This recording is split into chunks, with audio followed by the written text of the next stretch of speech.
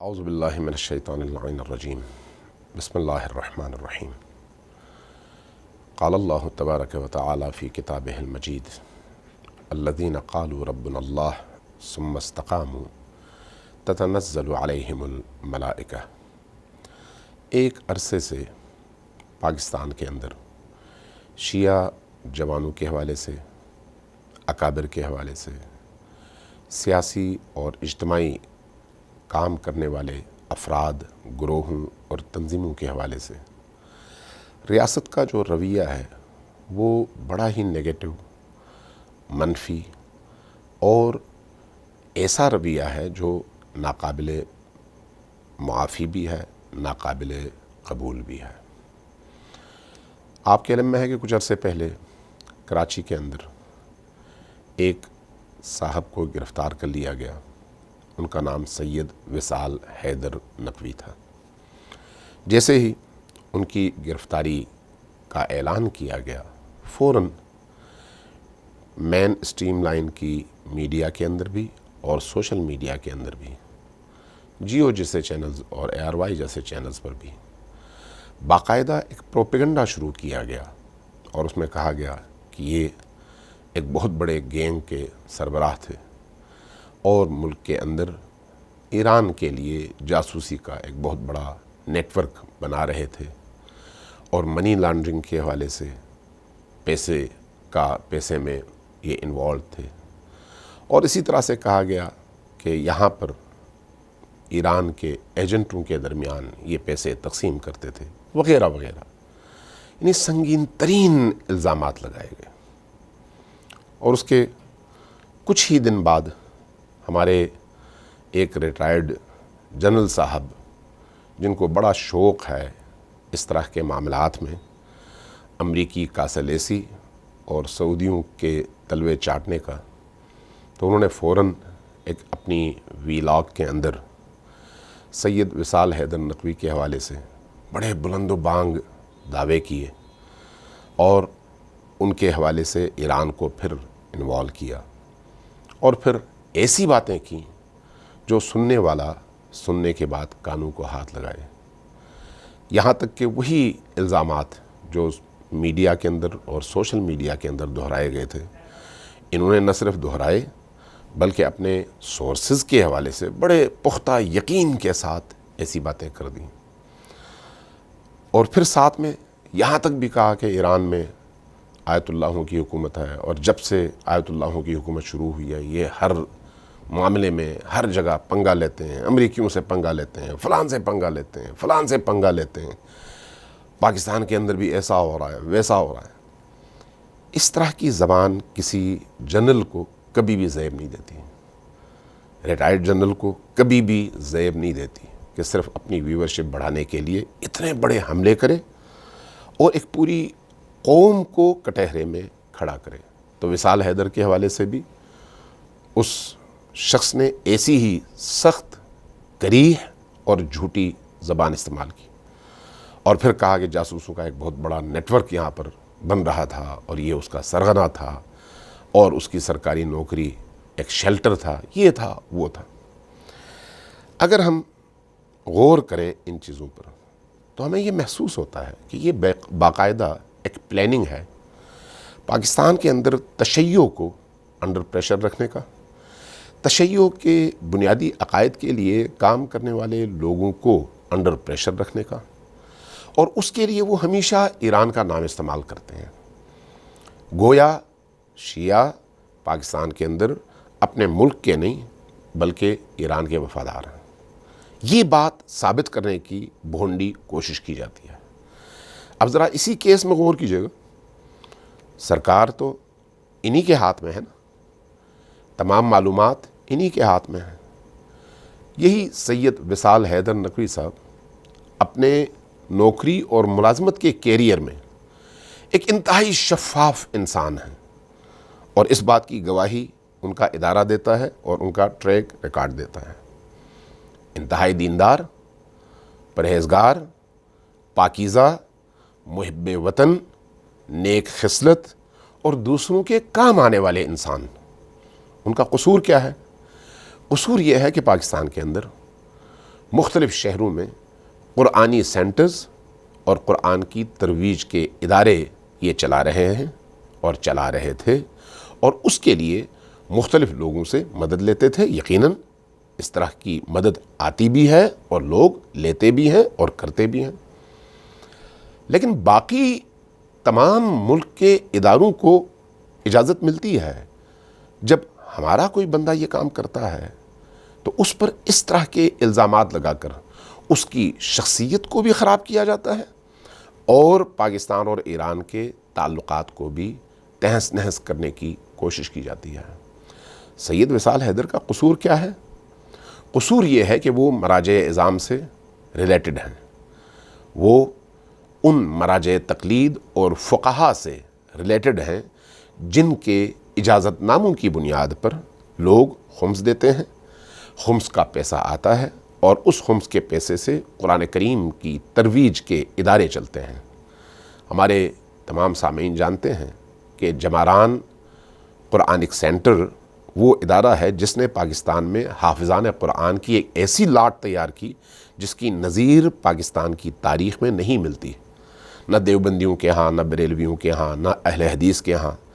یہی وصال حیدر نقوی ایک ایسا بے نظیر اور بہترین ادارہ چلا رہے تھے جہاں سے اس طرح کے اعلیٰ ترین قاریان قرآن اور حافظان قرآن جو مختلف روشوں کے تحت قرآن کو حفظ کرتے اور ٹی وی چینلز پر بھی آ کر سوالات کا جواب دیتے تھے، یہ وہی ادارہ ہے جو سید وصال حیدر نقوی چلاتے تھے۔ ان کا جرم یہ تھا، لیکن الزام ایران سے وابستگی، الزام ایران کے لیے جاسوسی کا نیٹ ورک چلانا، اور آپ نے دیکھا کہ کئی مہینے گزرے، کوئی ایسی بات ثابت نہیں ہوئی، عدالتوں میں ثابت نہیں ہو سکی، پولیس ثابت نہیں کر سکی، FIA ثابت نہیں کر سکی، باقی ہمارے ادارے ثابت نہیں کر سکے۔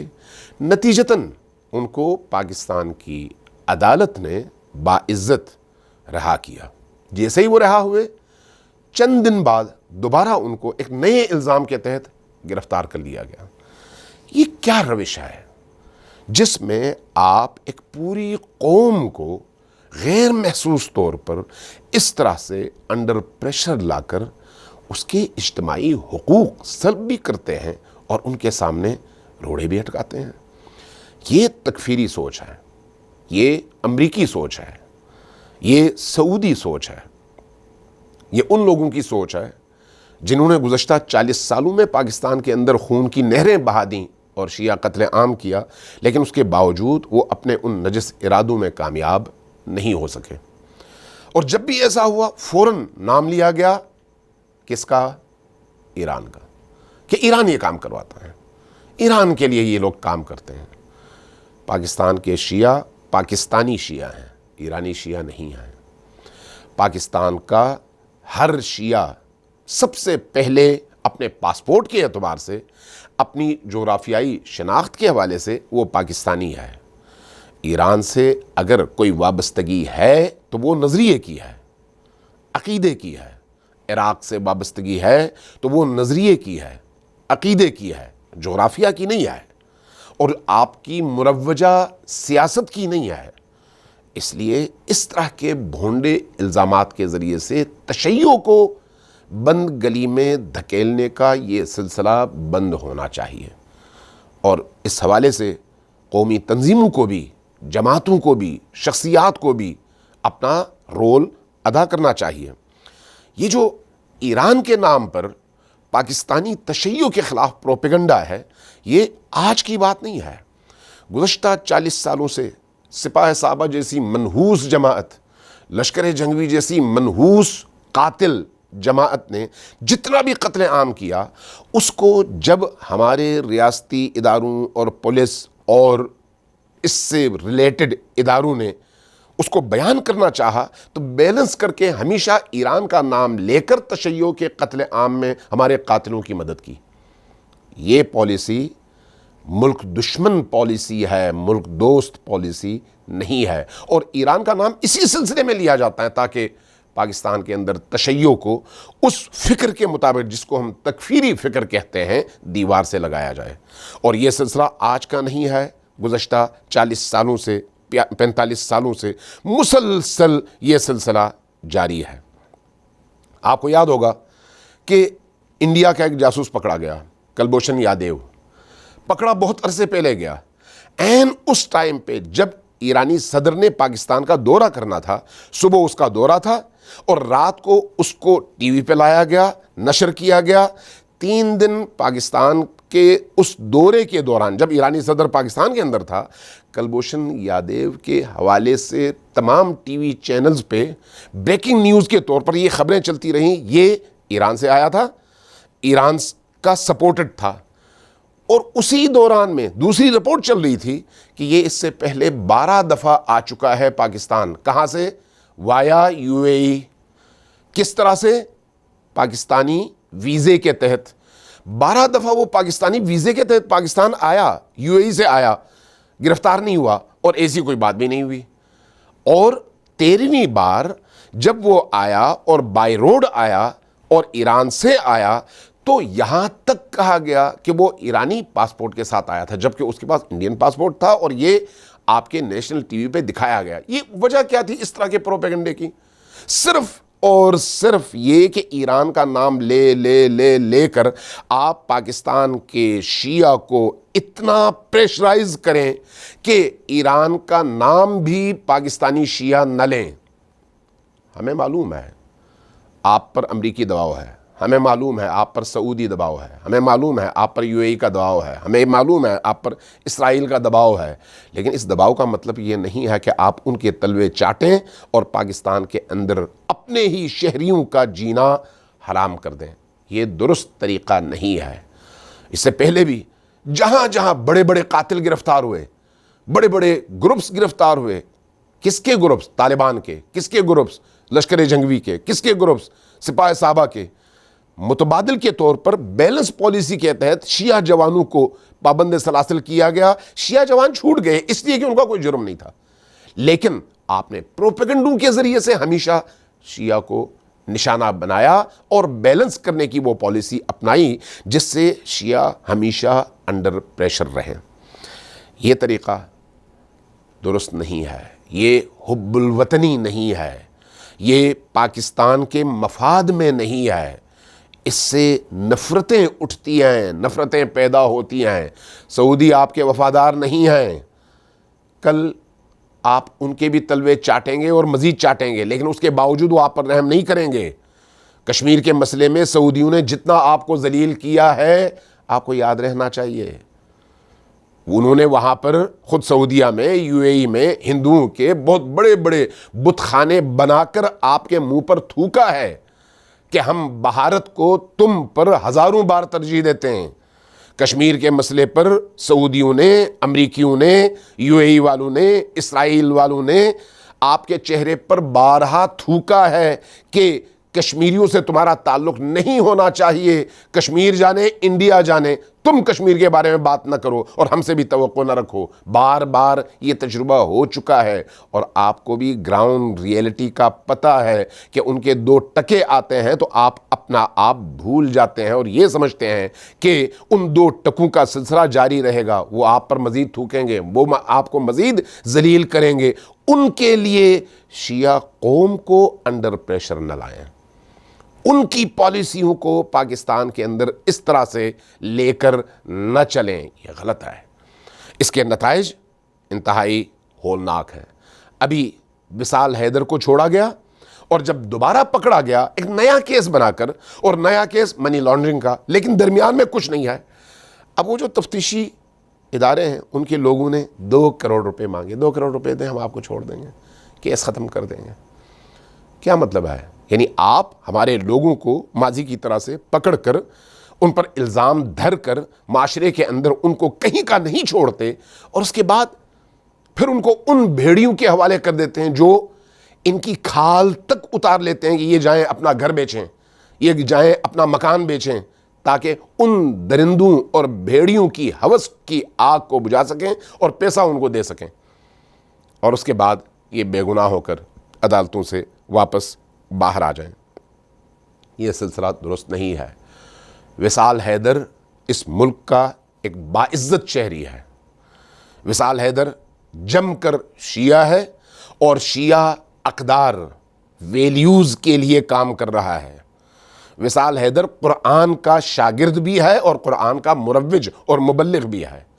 وصال حیدر اس ملک میں پاکستانی شیعوں کا ایک تابناک اور روشن چہرہ بھی ہے۔